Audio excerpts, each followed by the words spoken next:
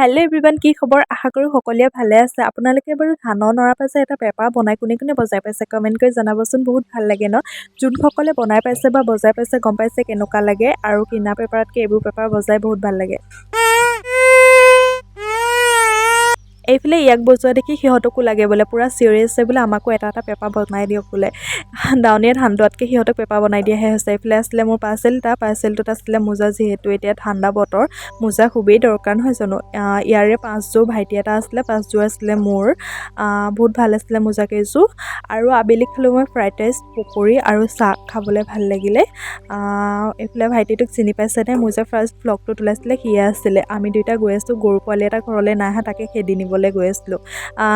গৰু পোৱালিটো পিছে খেদি আনিব নোৱাৰিলোঁ, যিহেতু মই বেলেগৰ গৰু পোৱালি খেদি আছিলোঁ। আৰু আবেলি পৰিৱেশকণ চাওকচোন, ইমান ধুনীয়া লাগিছে ন? তো আজিলৈ মিনি ভ্লগটো ইমানেই আছিলে। কেনেকুৱা পালে সকলোৱে লাইক কমেণ্ট কৰি জনাব। তো বাই বাই।